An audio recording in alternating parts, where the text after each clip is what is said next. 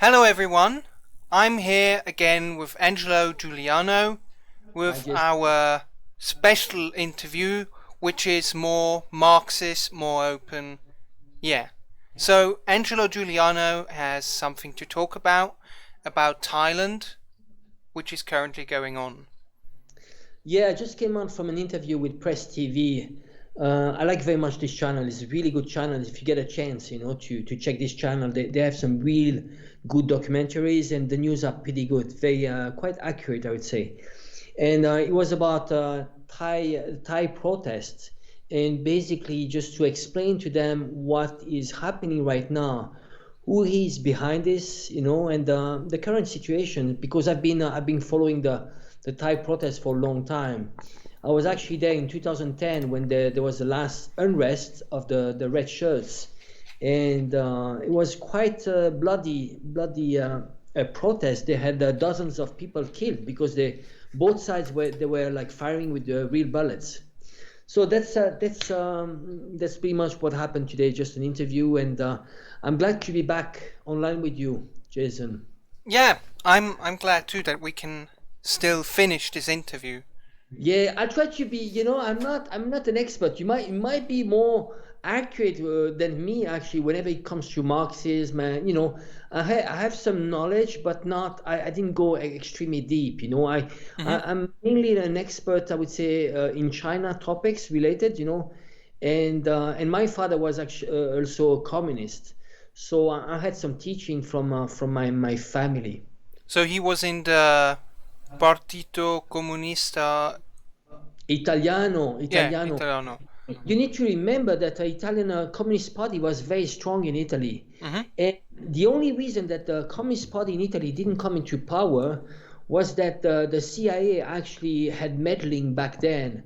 So I don't know if you remember, in Bologna there was a bomb, and lots of people died there. It was in the 70s, and who was behind this was the Italian secret services with the CIA. Mhm. And reason was that they wanted to put the fault on the communists, because the communists it was the biggest party in Italy, and they were just about to take the power.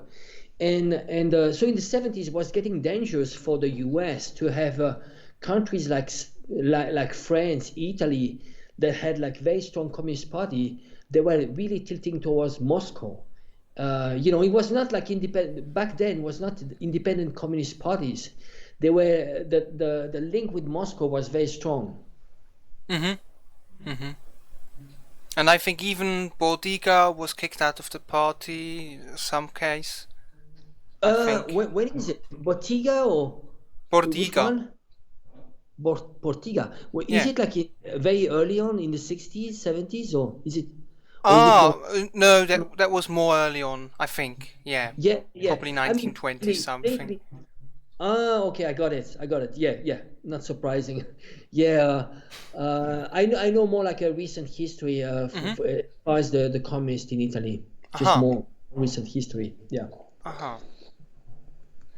So, well, what happened exactly with the CP? No, sorry, with the Partito PC? Comunista. Yeah, with the uh. Well, I think why the Communist Party didn't fare too well in Europe was mainly, I think, especially when there was if you remember, the Czechoslovakia, when the tanks Mhm. came into Prague, there was actually a big blow to the Communist Party. So basically, and there was a huge propaganda, anti-communist, anti-Russia, and the links with the CP the CCP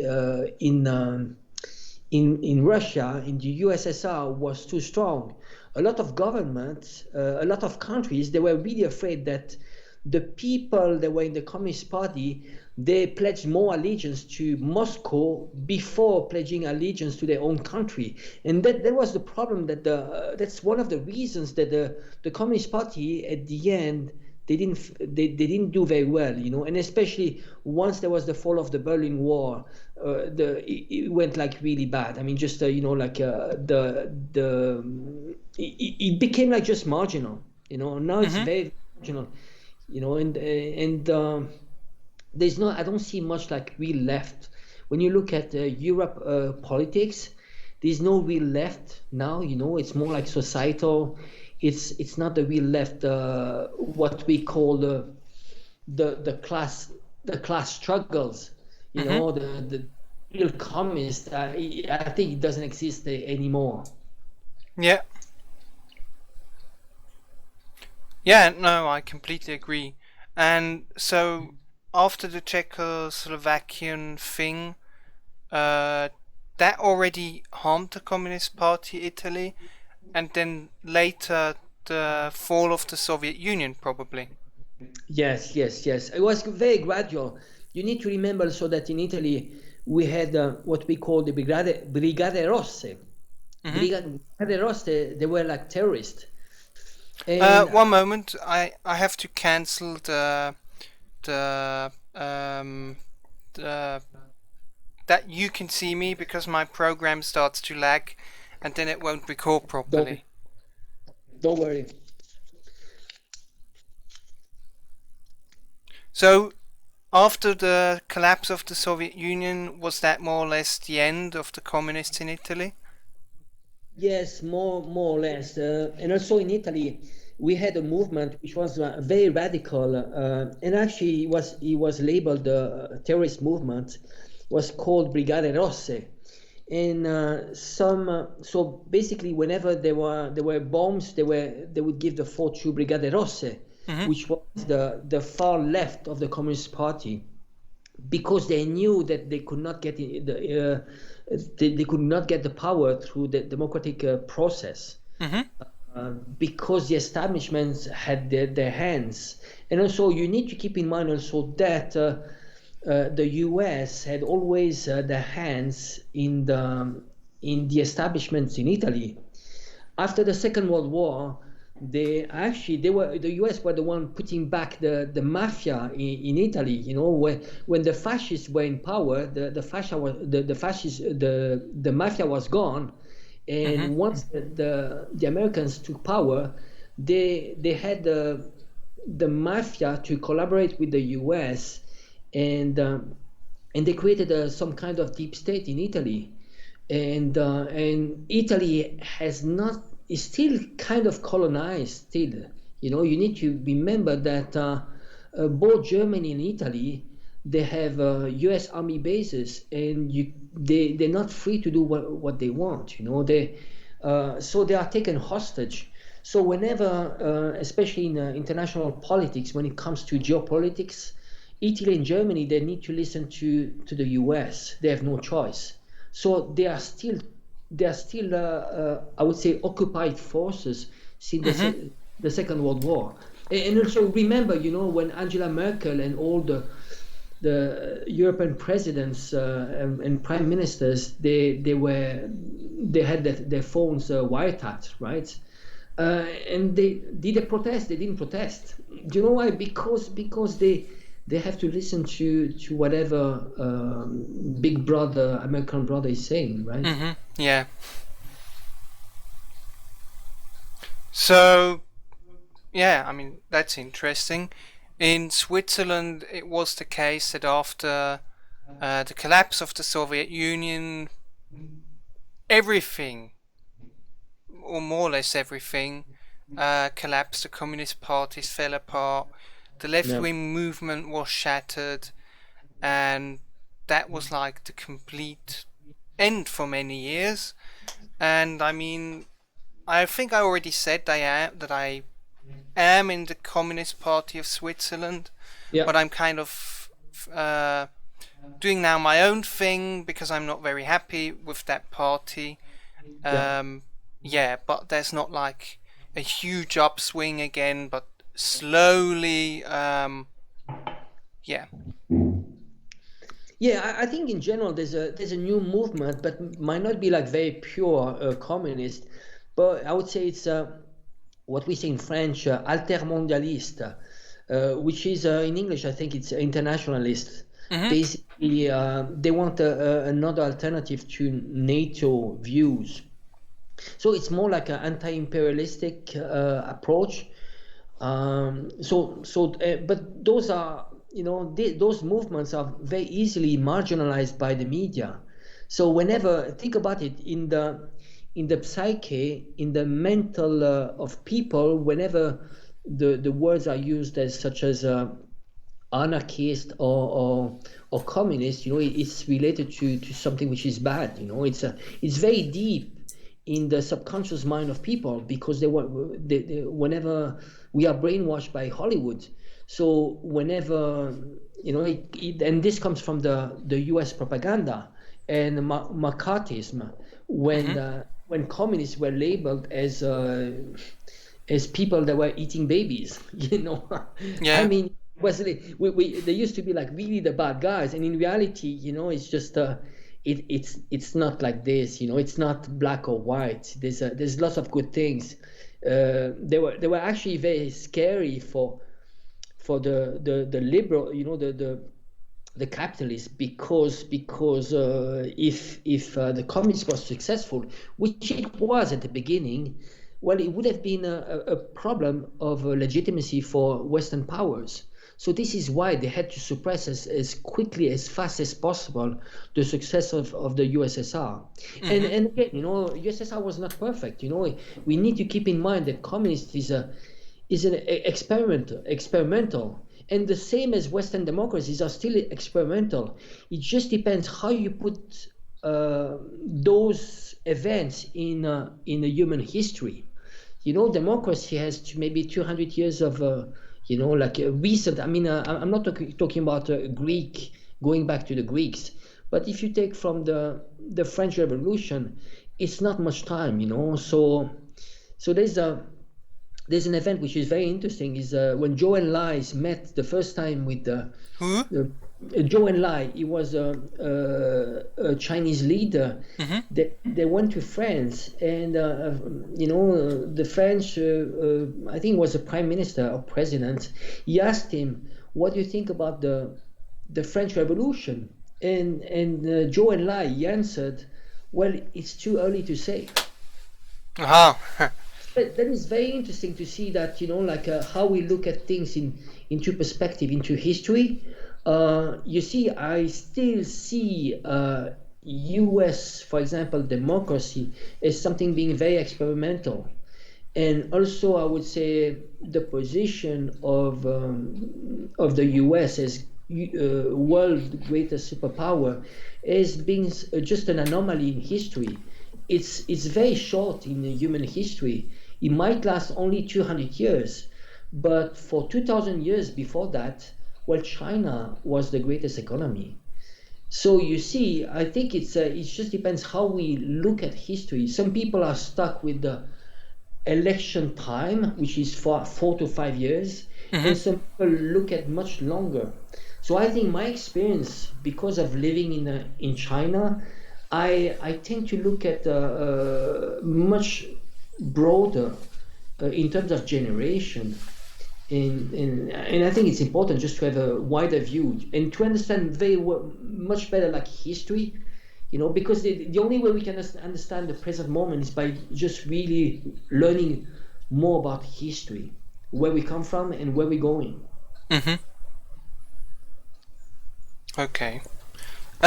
So I think I'll start with the script now, Yeah. which is I'm a Swiss socialist, and I've created, together with a friend, a new political organization called Proletariat Switzerland.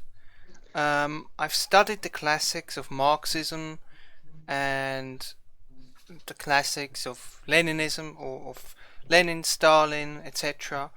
And even literature like from Xi Jinping, Mao, and even Caleb Maupin.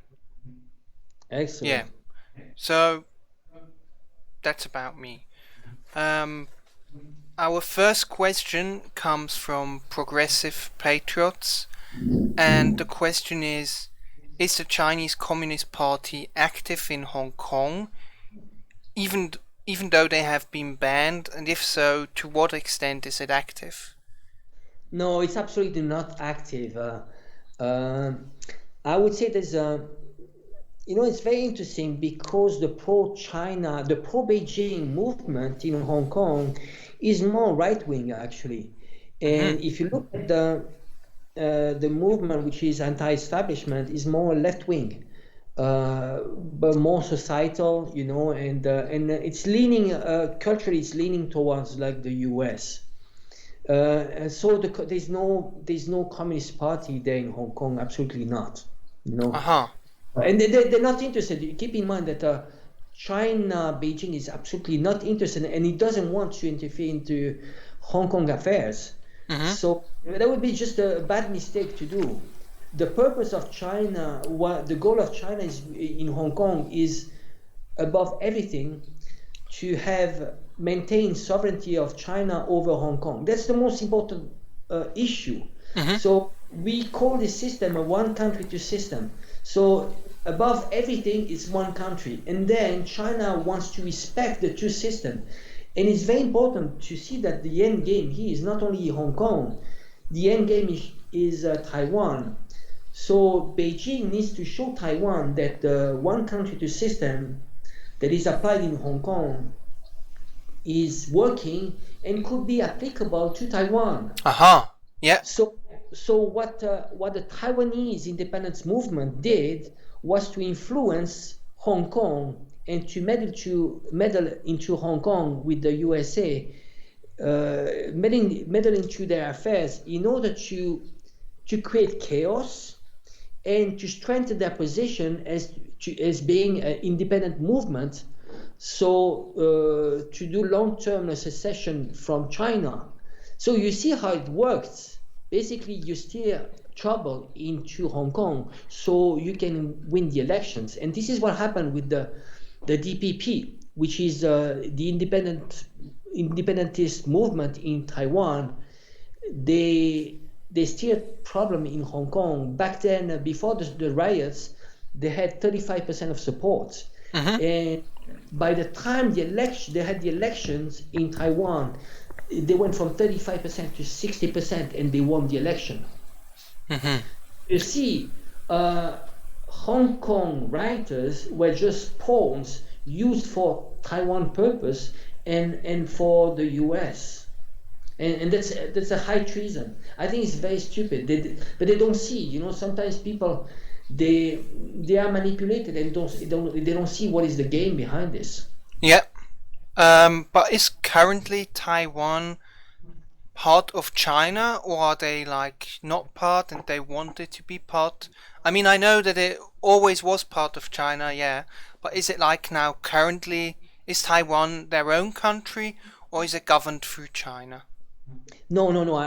For Taiwan, even in the constitution, Taiwan is part of China. It Hmm. retains itself to be Chinese. Hmm. But there are some changes. Recently, they are trying to build up a new identity, and this is mainly due to the pressure from the US and also from, I would say, minority in Taiwan, which is taking more power. I mean, now there's a talk. There's probably 40 to 50% of people in Taiwan that are really starting to think about independence. Hmm. And this is also, it's a problem of a generation gap. Youngsters, they were not born when China was united, so they have a distant memory, and and it depends about the education, what the education the school teaches the kids. And if they start teaching the kids that they are Taiwanese, that they are not Chinese, they start to believe in it, and Yeah. this becomes very dangerous for the whole region's stability and peace, because you see, Taiwan for China is something which China will never compromise. And Hmm. the US, they know that. So this is why they touching what is too sensitive for China. So the only reason that China would go to war would be if you touch to China sovereignty. So China sovereignty meaning Tibet, Xinjiang, Hong Kong, or Taiwan. And it's Yeah. become very dangerous. So I don't know how much the Taiwanese know they're being played, Mm-hmm. You know, and we need always to keep in mind that the U.S. never doesn't have any allies. They only have hostages. So maybe in some ways Taiwan is also an hostage of the USA. So they're just in between. They don't want to be too close from China to China, but I don't think they want to be a slave of the US. They don't want to be a colony from the US. At least that's what I feel. And I used to live in Taiwan 25 years ago, and I've seen the changes. Back then it was a very young democracy, and they retained themselves to be Chinese back then. And now it's very shocking. The new generation, Mm-hmm. they start to talk about independence, and I think this is just crazy. What China is trying to do is just to keep the status quo, and it's very simple. Why? Because China every day is getting stronger. And also, one thing which is very important, China over the long term should become more attractive. And I'm Mm-hmm. talking about, the soft power. I'm talking about, when you say a country is attractive, is that in the mind of people, it sounds cool, it sounds advanced, it sounds rich, and so on. In the old days, Taiwanese and Hong Kong people, they used to look down on mainland Chinese. You know why? Because they were poor. How Uh-huh. can you discriminate people just because they are poor? You know, and uh, and I think also it's related also because some Chinese, I'm not saying a majority, but a lot of people, they respect you according to if you have money or not. That's one criteria. But that's one of the reasons that in Hong Kong they used to look down on mainland Chinese. And the frustration they had later on was to look at mainland Chinese, the transition from being very poor to coming to Hong Kong and having lots of money and being able to spend much more. So I think there's a huge frustration for example, from Hong Kong people. It's a kind of jealousy Mm-hmm. somehow. Mm-hmm. And I think there's this competition also with Taiwan. They used to look down on mainland Chinese, and now mainland Chinese are far more advanced actually.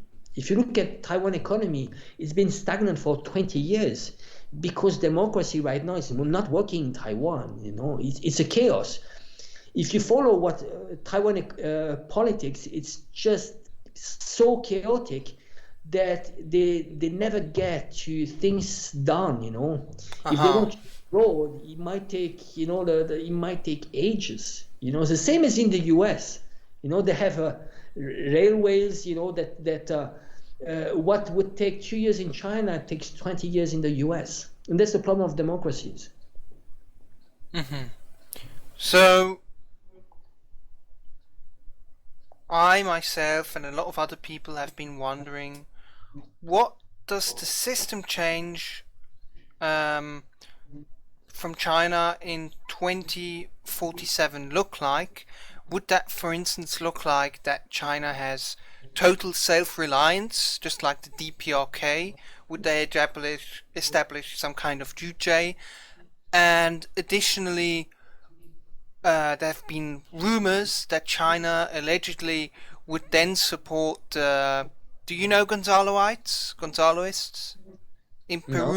In Peru, and in the Philippines, Okay. the guerrilla fighters. Um, yeah, it's been rumored that China would financially support those when they've made their step to the first stage of socialism. So, what does this system change look like? Okay, first of all, well, you mentioned 2047. Actually, 2047 is the complete handover of Hong Kong to China, meaning Mm-hmm. that there's one country two system now, and there might be a complete integration of Hong Kong to China. I would say the milestone for China is 2049, which would be the 100 years anniversary of the creation of the the new China, I would call it.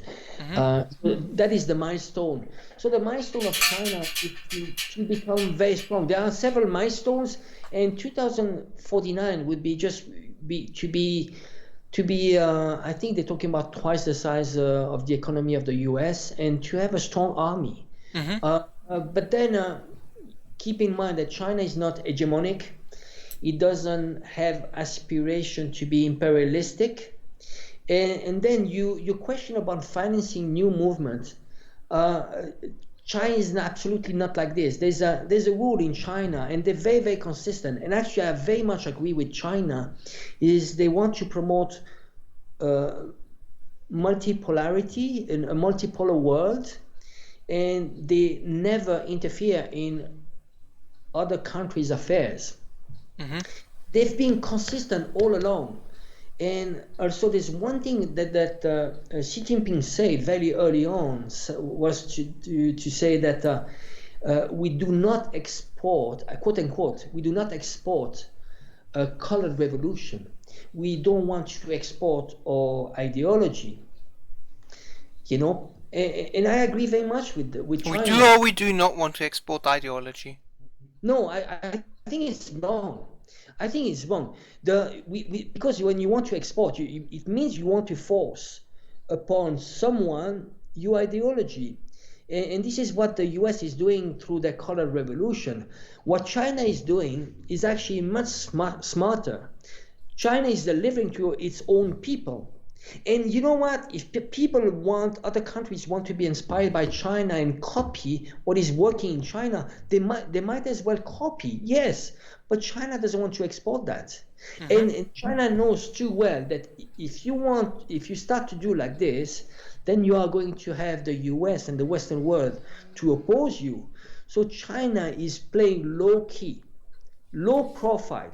It's slowly growing, and it's becoming gradually more assertive.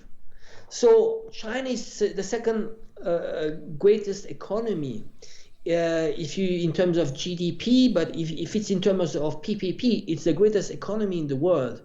So it's slowly being more assertive, but China is focusing on itself, on its prosperity, and the only way it needs to be more assertive is when it comes to securing maritime roads, because it's very essential. They need to have to avoid, to have secure roads either inland or through sea, because it's essential for China. They don't want to have a blockade. Imagine if China had the same blockade that the Japanese had. Well, you would have a Pearl Harbor, So China wants to protect this, and it wants to protect also its access to oil. So this is, like when you look at what the US is doing with Iran, indirectly it's touching China. Why? Because Iran is one of the primary source of oil for China, and China cannot be like the DPRK, self-sufficient, almost I would say self-sufficient. It's impossible. You mean because they need oil, or why? Absolutely. China, one of the things that is the most, I would say the most sensitive in China is oil, access to oil. So right now, the US are focusing on Venezuela and Iran because they know that once they put their hands on Iran and Venezuela oil, they will be too strong, so you control the oil. It's a lot of countries could not survive if they cannot import oil from those countries. So China is also interested in Venezuela and Iran, also because of the oil. It needs to protect, indirectly. It's very important that it keeps those partnerships. Imagine if the US put their hands on Venezuela and Iran, when it could blackmail China, because China could not survive. It doesn't have much oil. I mean, where do you take your oil from? So they mainly purchase from Saudi Arabia, but Saudi Arabia are U.S. pawns, U.S. allies. Yeah. So the hope of China is to have a strong cooperation with Iran, and this is why they're planning to invest 400 billion US dollar in 25 years, and it's going to be mainly through infrastructures and roads. But aren't they trying to abolish oil and come to more clean energy and stuff like that? Uh, Or are they going to always be dependent on oil? Because oil in the world is limited as far as I know. yeah. You see, the thing is that technically, right now we are not at the stage where we can be. We are all we could be dependent on renewable energy. The technology is not existing, and even if they talk about renewable energy, it's never 100% renewable. If you talk about biomass, you're cutting trees, and the energy to cutting trees and so on, you still have emission, and it's not 100% renewable, and what you can get from that energy is very marginal. There's only few, even solar panels. In order to produce solar panels, you need energy, Mm-hmm. and also and the products, the raw material related to solar panels are not are limited. It's not renewable energy. It's just this is utopia. I think it's getting better. It's improving. In the time being, we still have to rely on traditional energy, which is coal, which is oil, which is gas. Yep. I think the main problem, I think there's one topic that people don't dare to talk about is related to the green movement, is just the population control. I think there's a direct correlation between population and emission of CO2, and also available energy. We are too many people, we consume too much, and there's limited energy, and that's a fact. But it's a taboo. Not many people dare to talk about the problem of population. We need to have at some point a population control somehow. But I wouldn't say that we have overpopulation, like not enough space to live, not enough food for everyone, because that's like the capitalist No, no. narrative. But the thing is that you see, I think we need to be open enough just to accept different ideas. Right now, if you are very pragmatic, it's about how many resources you have, and how much population you have, and Mm-hmm. how long those resources are going to last. If you assume that there's we keep on increasing the population, then we might come to a situation where we don't have enough resources. And unless we bet on new technologies, new revolution, but it's not there yet. So I don't want to be alarming. I don't buy into this movement, which are like very crazy, like Greta Thunberg. I You think mean like the Rosetta Guidestones or something like that? Like where well, it says you need to decrease the population to 10,000 people or something like that? I wouldn't get too extreme. There was there was Kissinger. Kissinger, he did a very controversial paper, Mm-hmm. which was related to how can you decrease the world population. And Mm-hmm. I think there might be this project. I mean, somehow in the elites, at the Bilderberg level, there might be some projects, of finding solutions to control the population. I'm not saying it's right or wrong. It's very controversial, and but I think at some point, it might be taboo, but I think those are things, issues to address. And when you look at, it's interesting when you look at China. China for a long time had the one-child policy, Mm-hmm. And that and caused real problems because there weren't enough wives. Sorry, not yeah. enough women, and they even, I think, were sold on black markets or something according to Western media.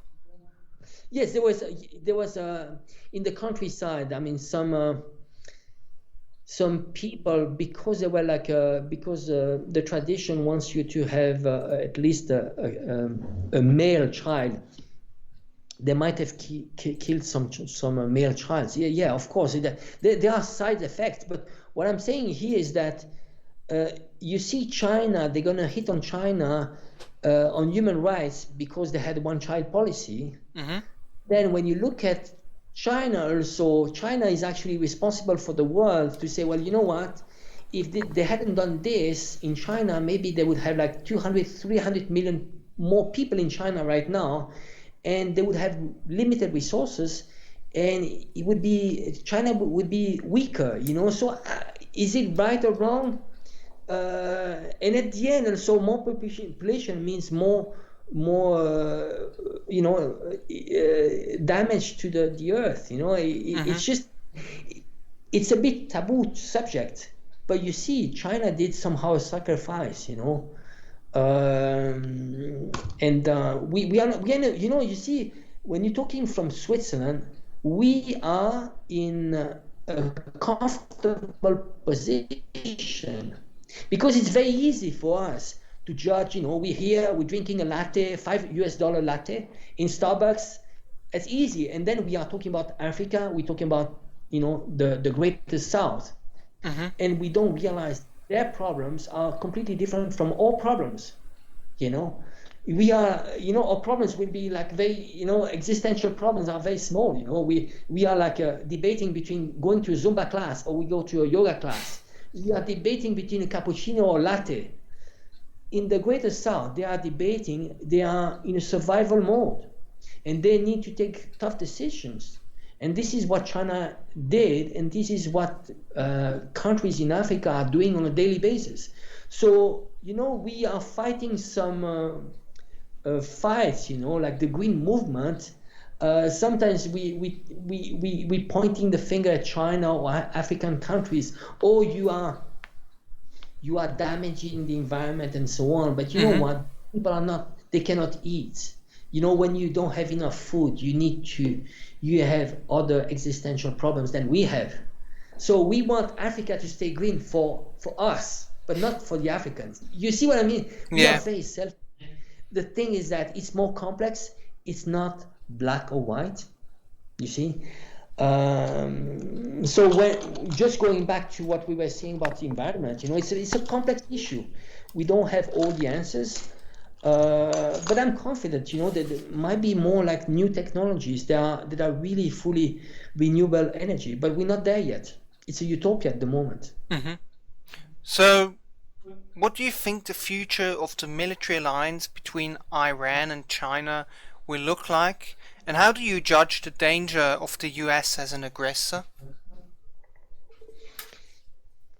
The allies, I don't see China, you know, they are going to do some operations, and China might have some military base in the region, you know, but it's going to be very limited because China doesn't want to be seen as an aggressor. You know, the US has hundreds, I'm not sure, but in the region might be close to 400 military bases. China, outside of China, they have one or two military bases. There's one in Djibouti, right? China doesn't want to show the world or the US. They want to do expansion. So I think the cooperation with Russia and with Iran in terms of military exercises, it's going to be limited. You know, it's more like showing, well, you know what, we are strong. You know, don't mess with us. But there's it's more. It's going to be to protect the region, but not to attack. You know. But I see China to be very sensitive about Iran. I don't see China just to stay put and not do anything if the US wants to aggress Iran, and Russia would be even more aggressive. I think.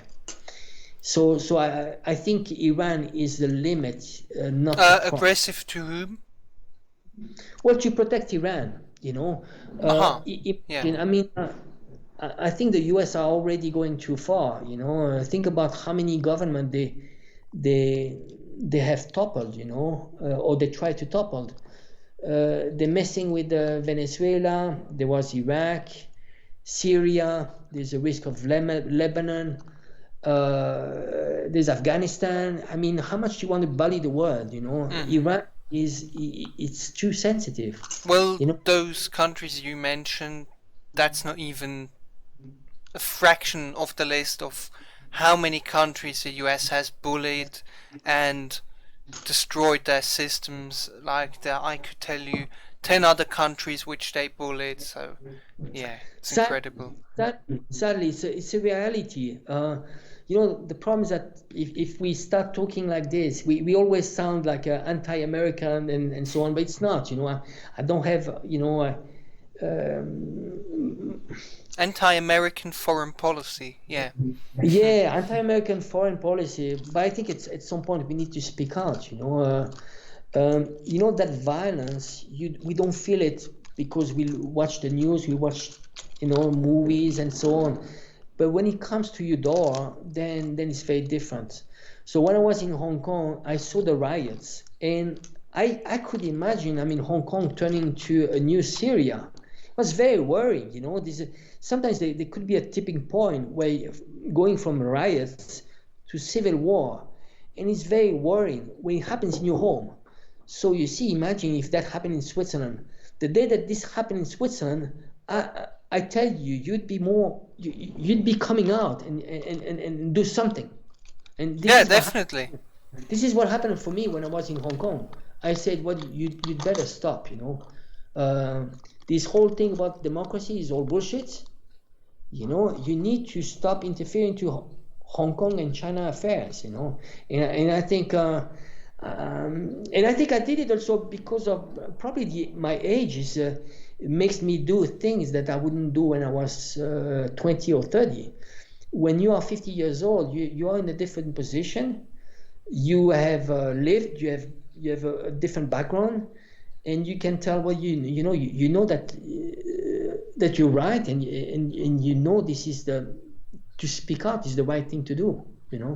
Well, I don't know about being 50, but I remember that I think they said somehow you were part of the police and they tried to defame you as a police officer of the Hong Kongers police. No, I think there was some there's some fake news. They actually were joking about I've been joking about this. There's a policeman. They actually looked. It was foreigner. It looked a little bit like me. Mm-hmm. And Demosisto, which is the party of Joshua Wong, they did. They have a party.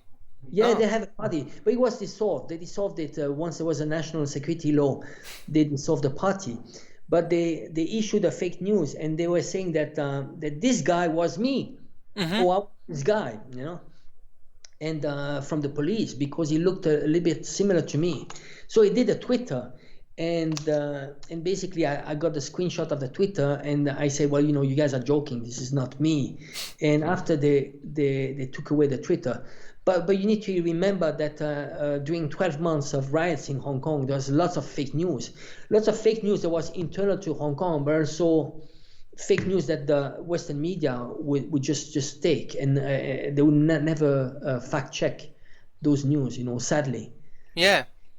Well, I was very lucky to find a video of you screaming, "This is China, look at yourself."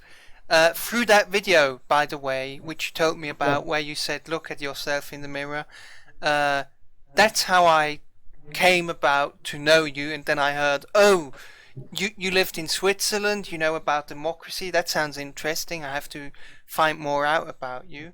So, have you studied Marxism, Leninism, or any sorts of the books? Because I always find it interesting how political analysts become, political analysts. I studied very little about communists. I have to be honest.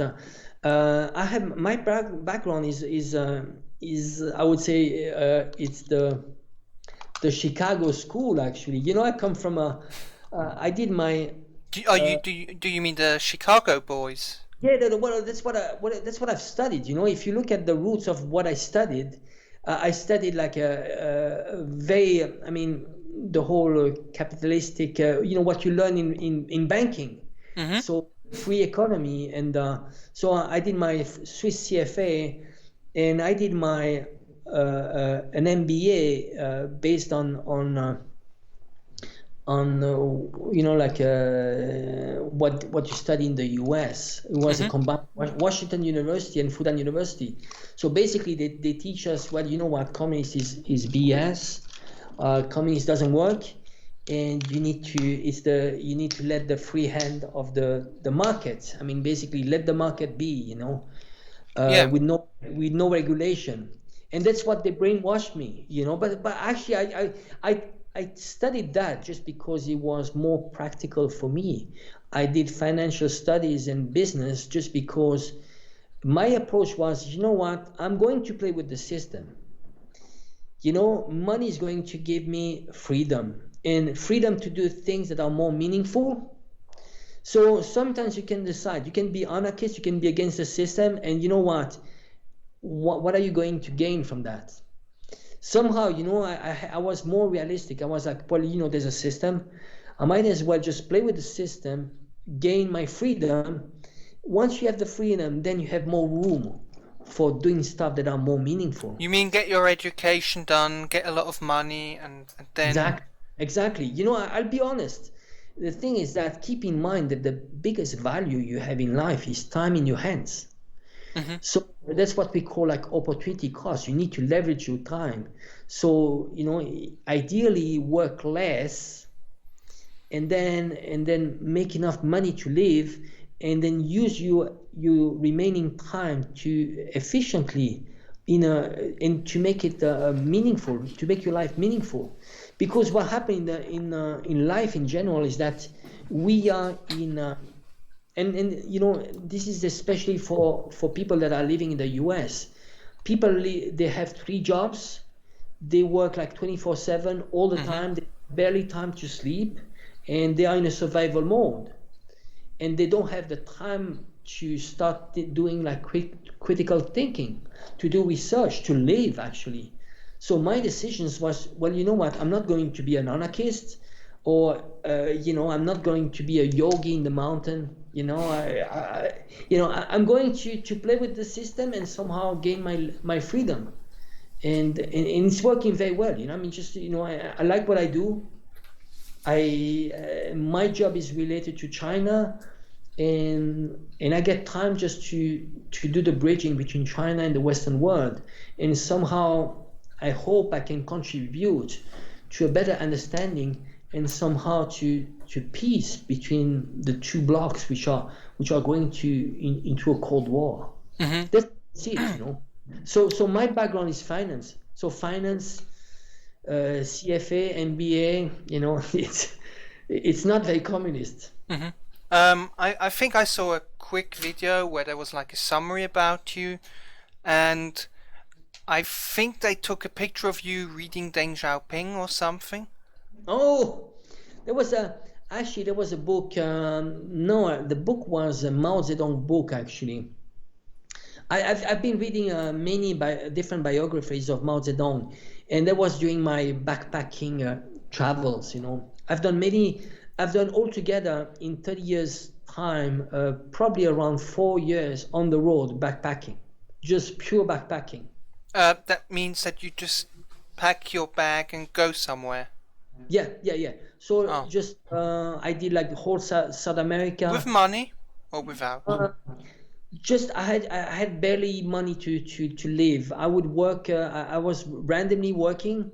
I taught some English in Taiwan. I was tour guide in South America, and I had some saving too. I had some saving, but I did. You know, one of my trips was South America, 18 months from Venezuela all the way to Argentina. Very slow travel.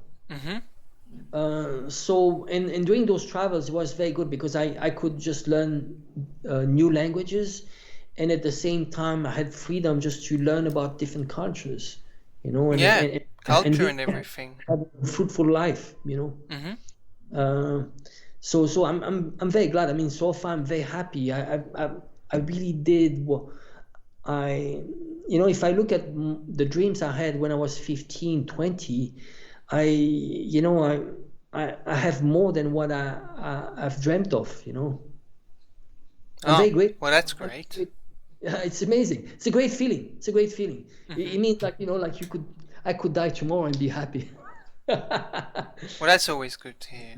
Yeah. Um, so I've been wondering, you probably know of the KFA, the Korean Friendship Association, which are also on Twitter, on YouTube, which are very active in many countries of the world, and they kind of debunk the lies about North Korea and like, ooh, Kim Jong Un died again after the 15th time, and they make a post, no, he hasn't died, he's actually still around. And I've been kind of wondering, you know, there's like tons and tons of propaganda against China. Are there any kind of friendship associations with China which debunk kind of the lies about China? Because, like, uh, at the moment, it's like our task to debunk the lies about China. It's a task of Nathan Rich to do it, but shouldn't there be like, or maybe there is, Yeah. which I don't know of. Is there some kind of Chinese Friendship Association? Uh, if you look at, well, this is what we call soft power, right? The DPRK, they need those associations because they don't have access to media, and their media don't come out Mm-hmm. from DPRK. So you'll never find a DPRK channel outside of DPRK. Yeah. For China is different. China is using soft power, and the way they're using soft power is through culture. So this is why you have a lot of Confucius Center all around the world. So they're just trying to teach the world about their culture. Another way is movies. What is Confucius? That is a religion, or No, Confucius centers. It's those are centers. They can be a single center, or they could be centers that are inside Western universities and really related to teaching about the language and the culture. And uh-huh. this it's part of the soft power, I would say, of China. So one thing is student exchange is a good way. Uh, Confucius centers, so Westerners abroad they can learn about Chinese culture and the language. Mm-hmm. Movies are a good way. Also, you know, CGTN Chinese channels are available in the West, you know, but it's limited at the moment. China it's extremely weak on soft power because people are, you know, You mean they're not. on the fence against the lies? Yeah, well, the thing is that I would say debunking, how do you debunk? It's not easy. I would say it's a mix. You, first of all, you deeper, they need to work on soft power, which this is working at the subconscious level. So the more you are in touch with Chinese culture and society, the more deep inside you start learning that China is not too bad. China is actually nice. There's lots of good things about China. Now, when you are looking about more like facts and debunking, there are people doing that, but it's more like individuals. There's lots of YouTubers, like you mentioned Nathan Rich. Mm-hmm. There's Daniel Dumbrell, which is one of my favorite channels. There's lots of YouTubers that are foreigners living in China that start speaking out because they see Western medias and they live in China, and they are more legitimate to talk about China than Western medias because they live China on a daily basis. Mm-hmm. And in some ways, I'm part of that. My function is also just to do the bridging between the West and China. So things are happening, and there's also, like I don't know if you are familiar with the gray zone. Yeah, I know the gray zone. Gray zone is debunking a lot of lies from Xinjiang, Mm-hmm. Camps. Mm-hmm. Uh, so, but still we are weak, and the problem we have is that the tools, the media tools we're using, the platforms such as Facebook, YouTube, and Twitter, they are in the hands of the US and the Western world. So we are getting a lot of censorship for those platforms, and so it's getting very difficult to get our word out, you know. Yeah. And they do not, you know, they do not invite us into Western platform, you know. Then I know I will never get invited to CNN or BBC, you know. Even Swiss channel will not invite me. Yeah. And they know about me, you know. I've been talking to them, and they promised me some interviews, but it never materialized. Yeah. So the Koreans also have like the Juche study groups, and I Yeah. was wondering, is there anything here in Switzerland or maybe in Germany or anywhere about Xi Jinping thought or Deng Xiaoping theory or what else? No, Mao no, Zedong thought study groups? no, absolutely not. Actually, I don't think China would want that. You know, for the simple reason that it would backfire. You know, if you are starting to do like the same as the US, I mean, the US, they're financing through National Endowment for Democracy, they're financing lots of NGOs to promote American agenda. Mm-hmm. So China doesn't want to do to the world what is accusing the US to do it to China. You know, that would be wrong, you know, and it's not, China again doesn't want to export its ideology.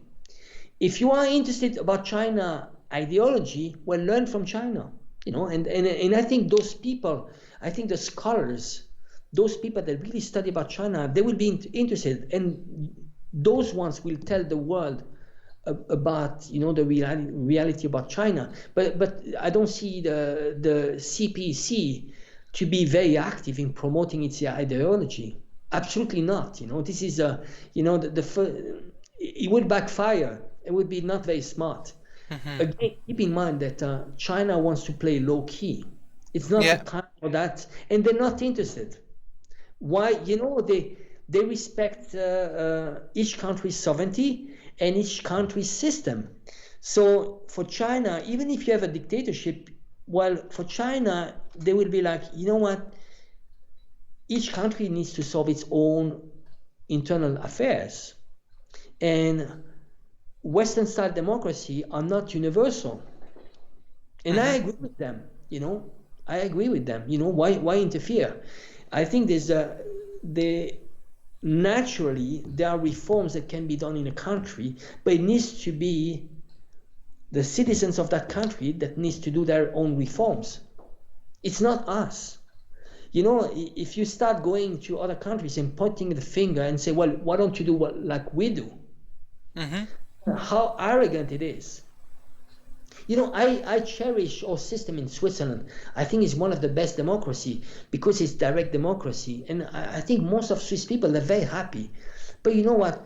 Who am I to go to China or even to go to the US and say, well, you know what? Why don't you do like we do? This is arrogant. This is very arrogant. The only person that can be objective about China is a Chinese. You need to have Chinese eyes to be objective about China. You need to have American eyes to be objective about the US. You know, we need to respect each other's differences, you know. Mm-hmm. But we can learn through US eyes and through Chinese eyes. Absolutely, we can, absolutely. What China did, you know, especially when there was the opening up of China with Deng Xiaoping, was really to learn from other countries' mistake. Mm-hmm. And it, like, you know, he had a saying in Chinese. It says "摸着石头过河." It means you touch the stones because you want to cross the river. So it's a trial and error approach. Mm-hmm. And it's extremely wise. You're learning from other countries' mistake. You know, China saw what happened to the USSR. You know, the USSR wanted to jump directly to Western style economy, and see what happened to the USSR. Overnight, the GDP dropped by 30-40%.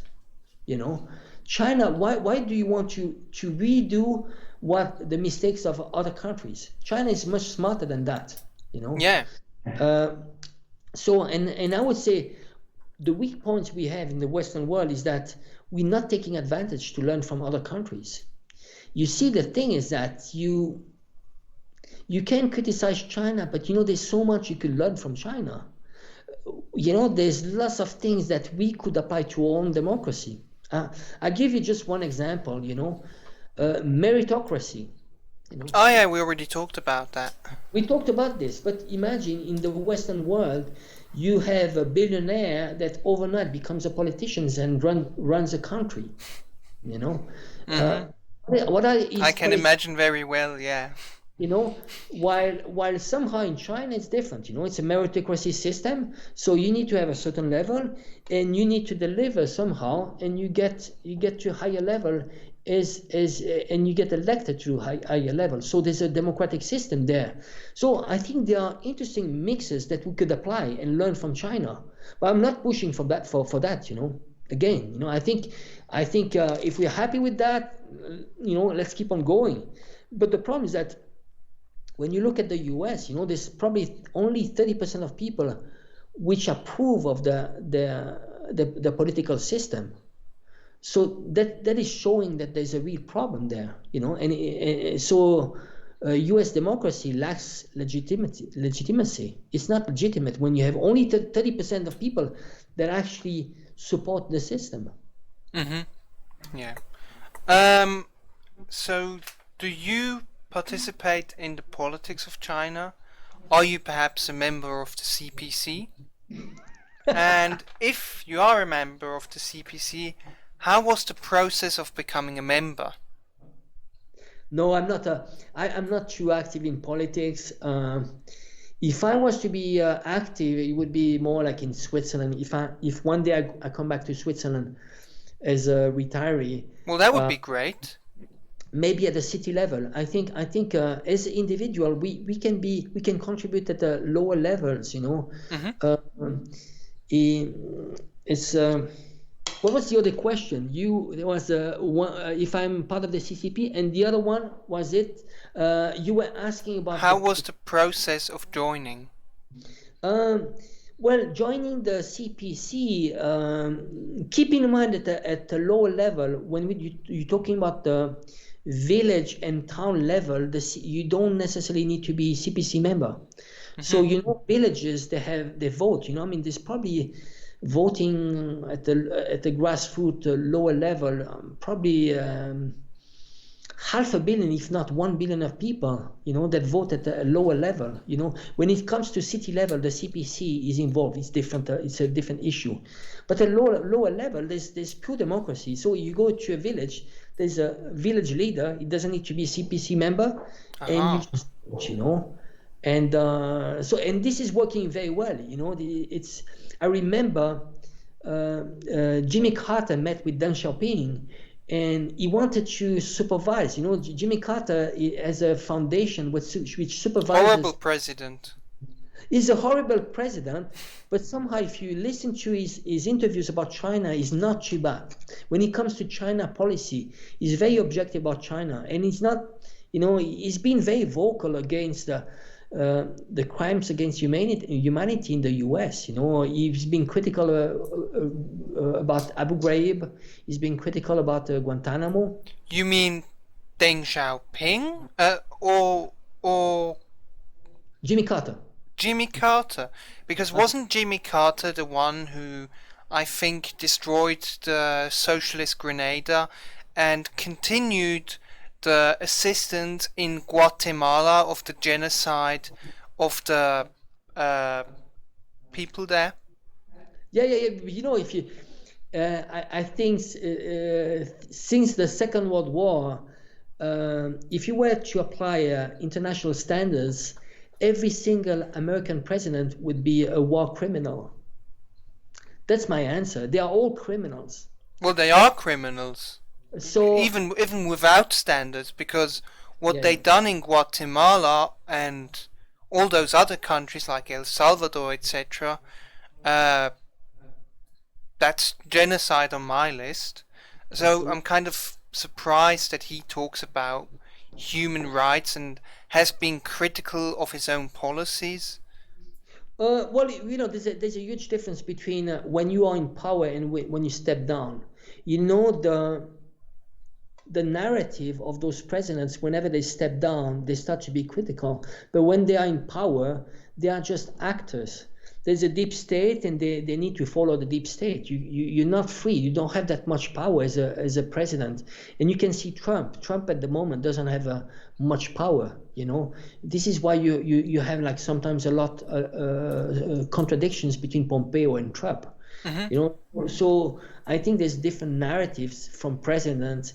Are they in the position of being president? Well, that's different. Once they step down, they are more free to talk. And this is what is happening now with Jimmy Carter. He did lots of bad things, but now when it comes to China, he tends to be he had also a good relationship with Deng Xiaoping. So he tends to be more fair when it comes to China. Mm-hmm. It's all relative, they're just puppets. Keep in mind, they are puppets. The really guilty people are not, it's the deep state and people they have the real, what I call the informal power. You have two different power. There's the formal power and there's informal power. Very often, informal power is much more powerful than formal power. Mm-hmm. Well, I mean, a president, my opinion, shouldn't have any power. He should just be representing what the population voted on, and he enacts all that, or maybe just talks about, like he just represents, but he doesn't have any power. That's what a president should be for me, not someone with absolute power over the entire country. Yeah. But I'm going to tell you one thing actually about. You see, there's a problem between voting and electing. People, they tend to actually forget about the difference.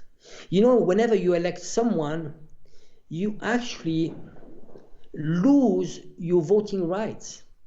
You give up your voting rights, meaning that you elect that person and that person is going to decide for you. Yeah. So the election system, it's actually very anti-democratic, because you lose completely the power, and basically for 4 years or 5 years, okay, I'm out of politics, I've elected you, you do the job, but there's no check and balance, and there's no direct democracy to say, well, you know what, you're not delivering, let's stop. It's interesting in Chinese villages, at least before the election, during the elections, they would record everything that was said during the election. And if you were to be elected, at the end of your term, they would actually show the record of what you said before being elected. And then they would say, oh, you know what? Like in football. Yeah, you promised this, this, and this, and you didn't deliver. You didn't deliver, you're not going to be re-elected. So this is the problem, in our Western-style democracy, we elect people and we give up our voting rights. Mm-hmm. And especially in America, like Trump said, he's going to lock up Hillary, build a wall, take out the troops from all countries, stop the wars. He's going to clean up the deep state. I don't know what else. And what has he done? I mean, is there a wall? No, there's not a wall. And he wanted to get rid of Obamacare, but then he suddenly decided Obamacare wasn't that bad. He was going to bring back jobs, but the unemployment rate has been higher than ever before in the US. Yeah, but they're not fighting. The thing is that for them, once they are elected, they think, oh, I have all the legitimacy. Mm-hmm. It doesn't matter, I'm the one, for 4 years or 5 years, what those presidents are doing is to deliver to the people that finance the elections, but not the people that elected them. That's a very big difference. Yeah. The money decides. So they need to deliver to the people who put the money. Mm-hmm. So there's a time where they're working for the people that put the money, you know, they start, you know, you need to do some part of job, but the rest of the time is working towards being elected. In the process, you know, democracy, it's about elect and regrets every time, you know. Look Yeah. at French election. You know, every time people are hoping, oh, there's a new president. Okay, I elect him, and then for 4 years, you have 4 years to regret, and you repeat, 4 years, repeat, and it's Until they not. get fed up. And then No, eventually they stop voting. you know, Einstein used to say, madness is keeping doing the same thing and expecting different result. And this is what is happening with all democracies. All democracies are too rigid, and there's not brave people that have the courage to challenge our Western democracies, you know, to reforms, you know. And sometimes it's not working, but we need to do something. Look at France, you know, people are unhappy. There's a huge problem. We need to do something. So what is it? And you know, and sometimes, you know, some constitutions, they were written too long ago. I mean, you need to rewrite those constitutions. You know, the world is changing, and you need to improve. Why Yeah, is and I mean, if you're specifically talking about the American Constitution, when they said "we the people," Jason Unruh always says that they mean the people in the room, not everyone. We the people. Yeah, but the thing is that, you know, where how representative is the Senate and the Congress? How representative from the people? It's not representative, you know. The most of them are lawyers, most of them are millionaires, you know. It's what I call the government of the 1%, by the 1% and for the 1%, you know. And this is it's just lots of nice talk, you know. In the movies, the U.S. is nice, but in reality, Yeah, it's definitely. it's close to fascism, you know. But it's very subtle. It's very subtle. You know, they give you two choices that are their choices, and you have to choose from two bad choices. And the problem is that the rules are written by them. Mm-hmm. You know, they are the one writing the constitution, and usually the constitution should be to protect people from the elites. So the big mistake we are doing is that to give the elites the rights, the task to write the constitution. That's madness, you know. Yeah. So, do you know, or more or less, can you explain what Xi Jinping thought is? Well, you know, the thoughts are No, this. like the term Xi Jinping thought. Well, you know, there's new approach. You know, the agenda of Xi Jinping, and it comes into what I call mottos. You know, like Xi Jinping is talking about the Chinese dream, and it's about giving back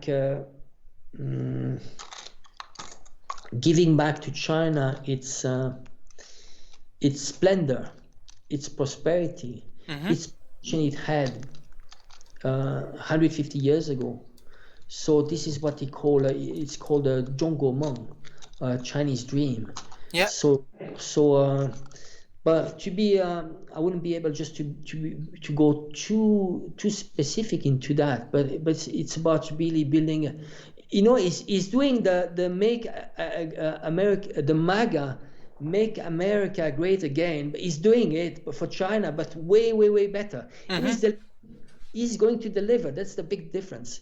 While Trump is just like it's empty talk, you know, it's empty slogan. So when you have a leader that is throwing slogans, a Chinese leader throwing slogans, that is extremely serious. You need to take every single word very serious, because they're not into empty talk. They walk the talk. So whatever he's saying is going to happen. So whatever they said in when the opening up of China, every 5 years plan they said what they were going to do, and they did it.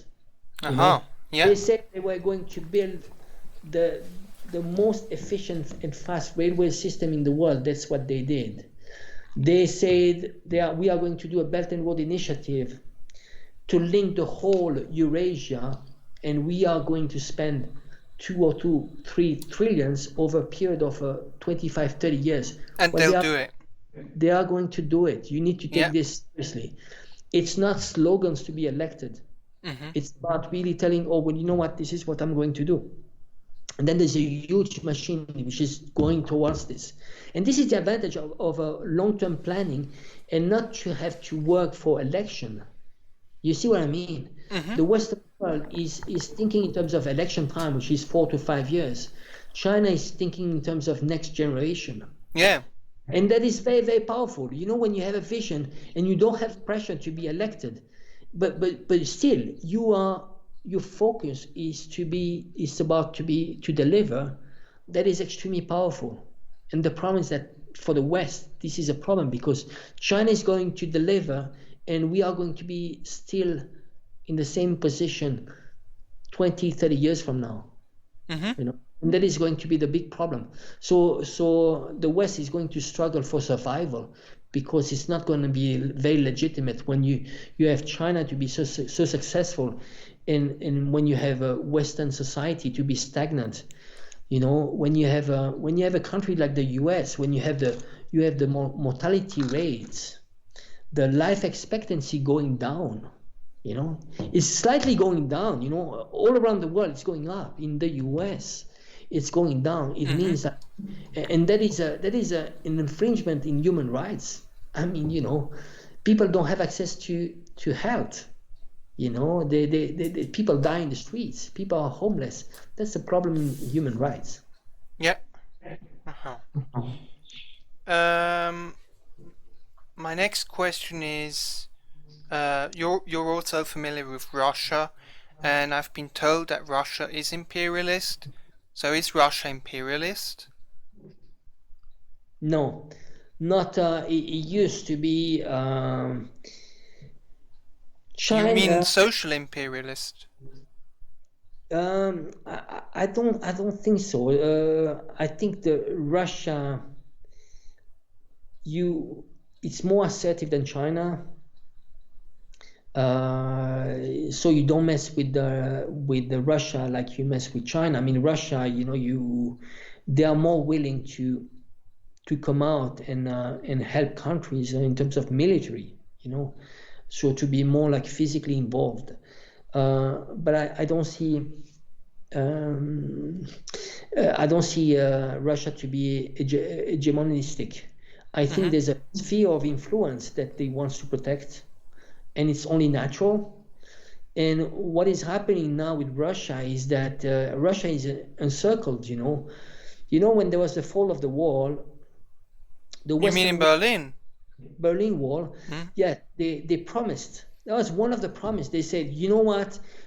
We are not going to expand NATO towards the east, and they didn't keep that promise. You know, NATO is everywhere. You know, so it's at the, you know, so you have a country like Russia which is encircled by NATO army bases. So they cheated Russia, you know, and they didn't keep their word. So and then there are countries like that are part of the sphere of influence. You know, Ukraine. If you look at Ukraine is part of the Russian DNA. You still have 40% of Ukrainians which are Russian descendants. When you look at Belarus is almost de facto part of Russia. So this is why they're getting sensitive. They don't want, and it's only normal, you know. It's the same as if imagine Russia going to Mexico. Well, it would be only legitimate from the US to say, well, you know, this is not your sphere of influence. You know, you are at the doorstep of my home. So this is why Russia is assertive. It's saying, well, you know what, you cheated me. You said you were not going to expand NATO towards east, and you're putting bases all around my country. You are the one threatening me.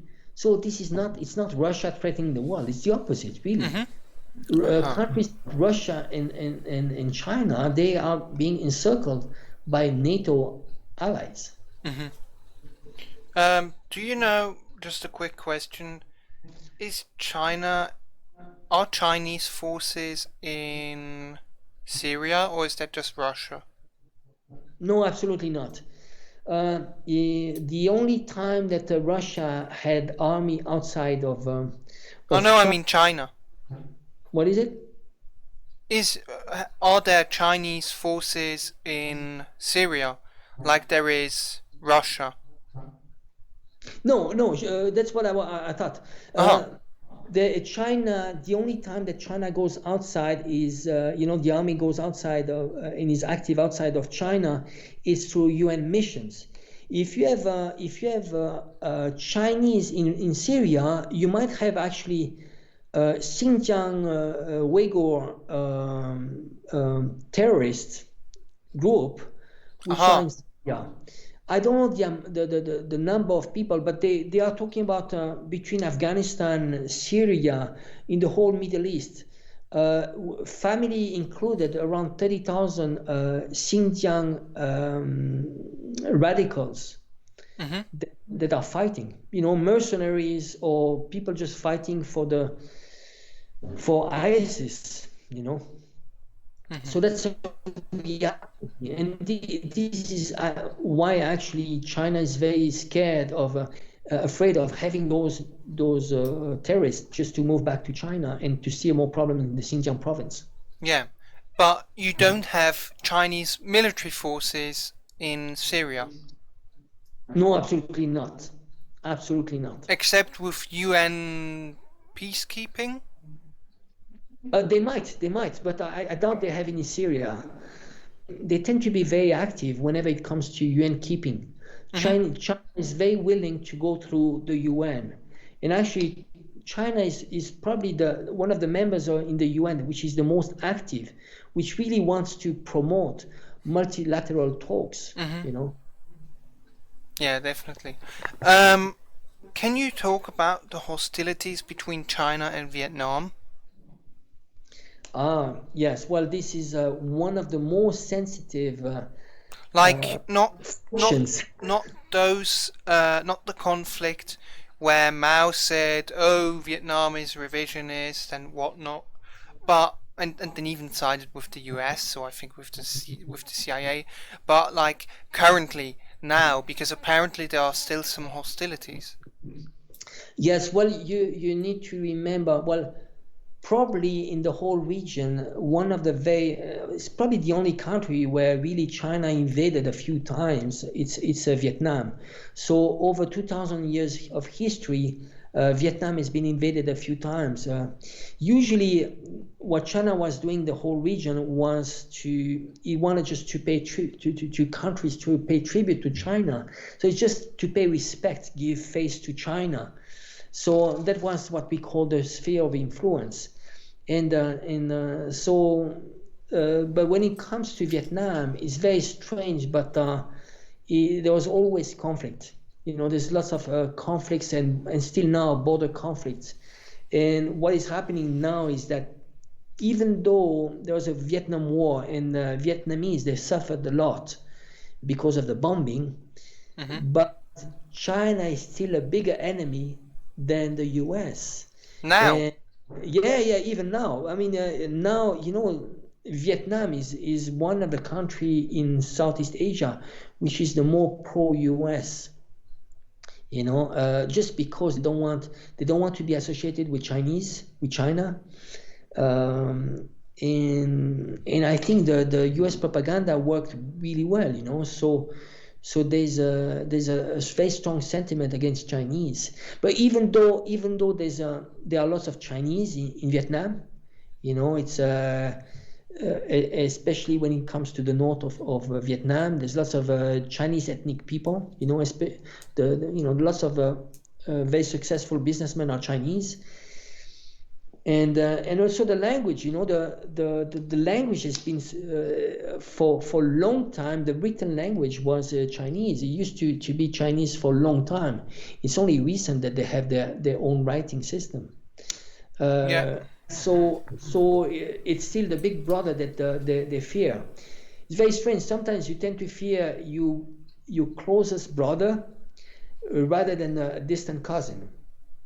It's very strange, and we see that, like sometimes rivalries. Think about Switzerland. Switzerland is a good example. There's um, the sentiments, the rivalries you have between the German part and Germany, the French part and France, and the Italian part and Italy. Well, they are bigger, and we tend to have a rivalries, even though they are cousins. Culturally, we are very close, but in reality, we feel threatened. You see what I mean? Mm-hmm. And this is a syndrome of the small brother towards the big brother. It's a little bit like this. It's a bit complex, but Vietnamese are far closer culturally to Chinese than to America, but they still would go for America. It's strange. Uh-huh. Okay. Um, can you explain the hostilities between China and India? Uh, China, India. Well, there are some borders issues. Mm-hmm.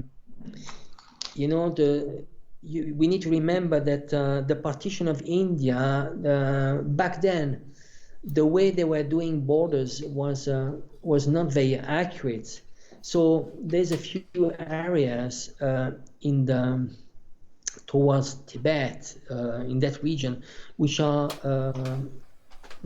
not solved issues. So what China wants to do is just to keep the status quo.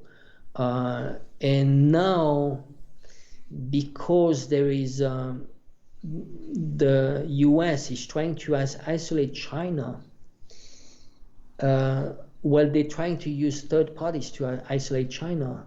So they're trying to influence India to isolate China. They're trying to influence Thailand to isolate China. So this is one of the reasons they reactivated this problem of this issue of border problems. Mm-hmm.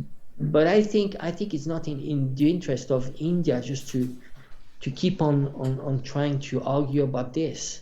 Uh, for China, they want to keep the status quo. But it's very sensitive. That area, there are some very strategic roles related to the Belt and Road Initiative, and it needs to be peaceful because it's very strategic. That not far from there's a Pakistan, and you don't want to mess in that whole area. And remember, it's very explosive area too. There's Kashmir. It's very, it's not very stable area. So I think this is a minor problem.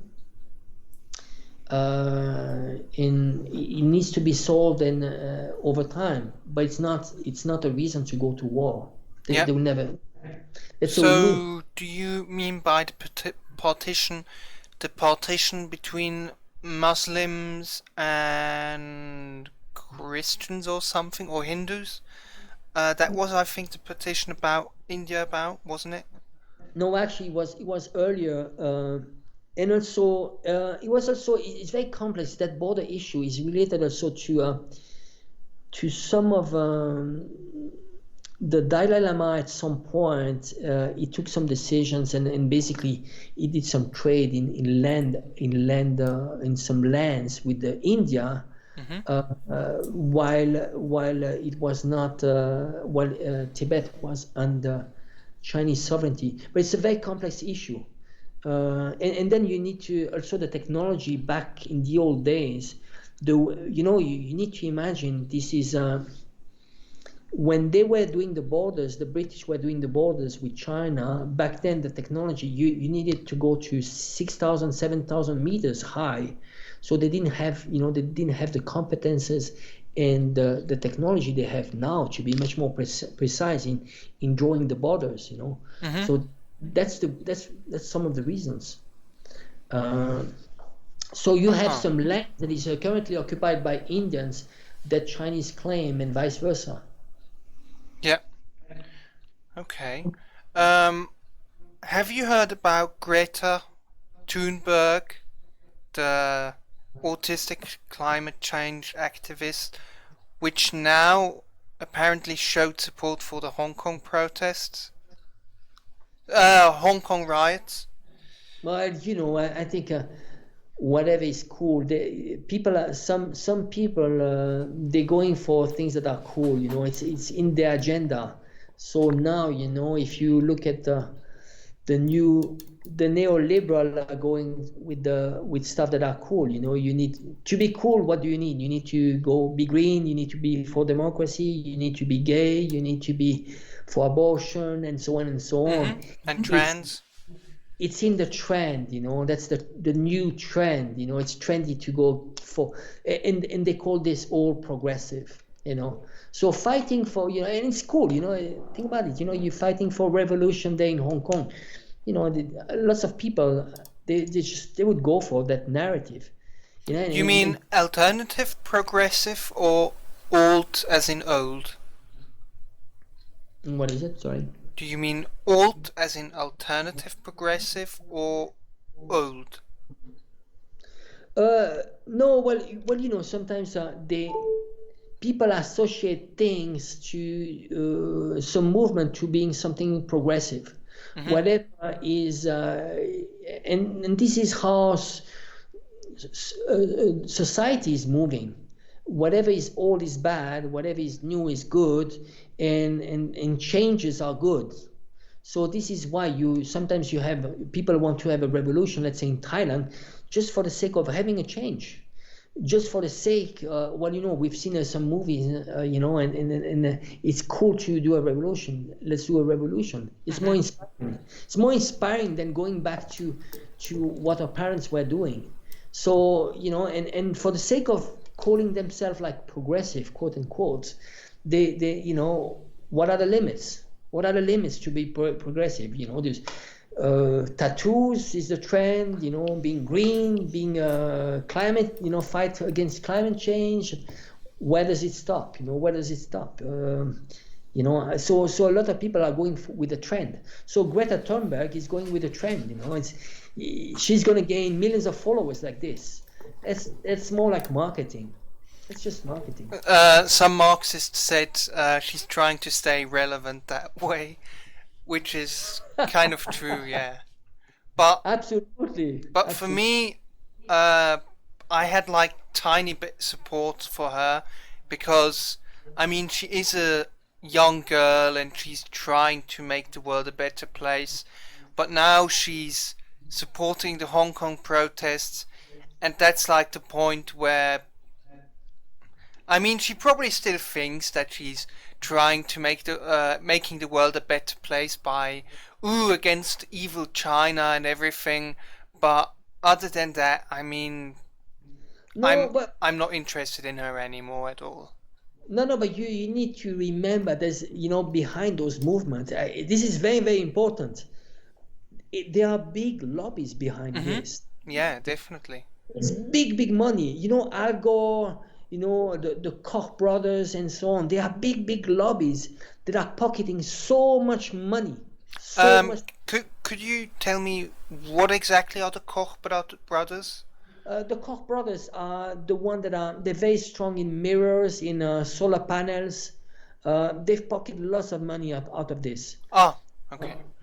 The green movements, because of subventions and because of they were producers, they created funds, like Al Gore is a co-founder of a big fund, he's made so much money since he stepped down from politics.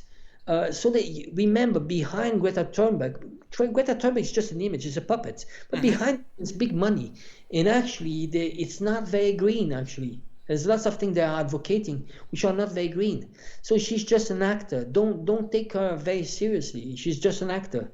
There's very powerful people. Yeah. So now you either can ask me some questions or you could talk now about another subject of your choice if you want. So what was the trigger? Tell me. What was the trigger for you to go towards this? There's a reason when you you don't become a communist in Switzerland overnight. There's a journey, and Mm-hmm. there are triggers, people that you encounter, situation you encounter that makes you going towards a certain way. So, what is your journey, Jason? Tell me. Well, originally I was pro-British Empire, like Wow, for a very long time, that's because impressive. I'm I'm a bit English, Irish, yeah. Um, then eventually I became interested in the movement Anonymous, and do you know Operation Death Eaters? No. That's like pedophile hunting and such. Yeah, I yeah. spent 4 years working on Operation Death Eaters. Then eventually I started kind of my own Swiss movement, Anonymous Switzerland, and I tried organizing people here. And eventually I realized you can't really work with anarchists because they let you do all the work, and so I got more interested in the socialists. So I went to the Social Democrats. That was like the do you know the USO, right? Yeah, no, no. Is that like a Switzerland? That's the It's youth like party of the that Social is. Democratic Yeah. Party. Yeah, and that I went like one time there as a sympathizer, and I was kind of interested, and then I found out online somewhere that there was like a communist meeting in Switzerland, and then I went there, and it was like 4 people or 5 people sitting around a table talking about some work, and I asked tons of questions about the Soviet Union and such. Then I joined the Youth Communist Party. Then eventually I left the Youth Communist Party because there was just huge stupid drama about, ooh, you're not gendering stuff, you're not following, you have your own opinions and such. And then, as I already said, eventually I decided to leave.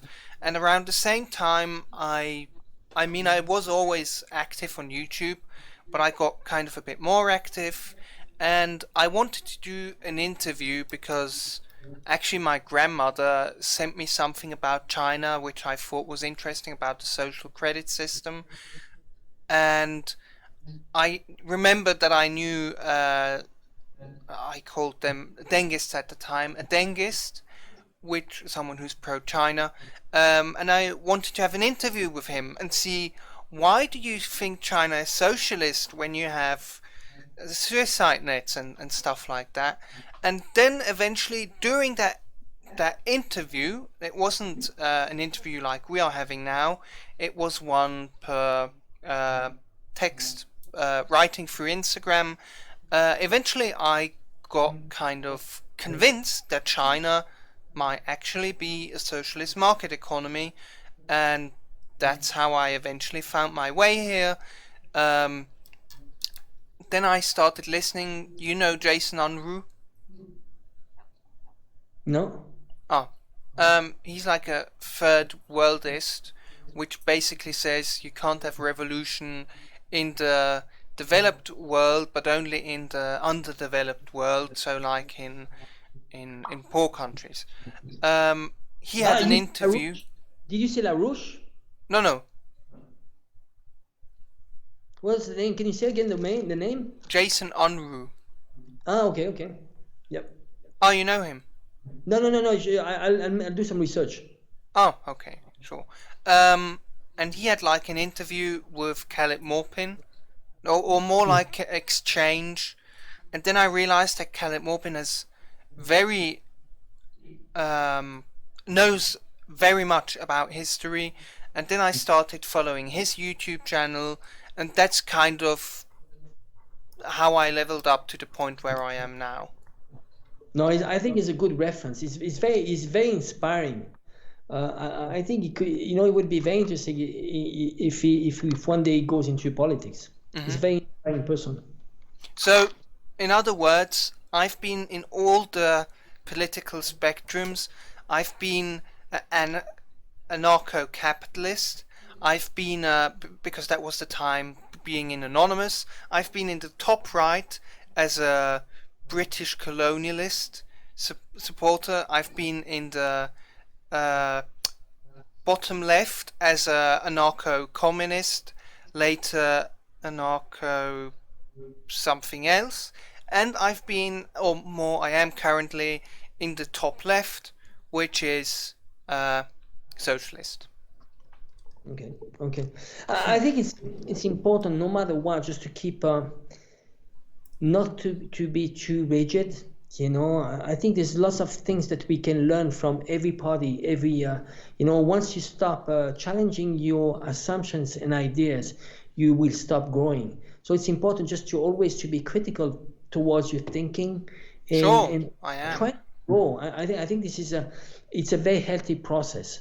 You see, I mean, things change. The world is changing. There's so much to learn, so I think it's important just to, still be objective. Sometimes things are not. It's important to know that things are not black and or white. Mm-hmm.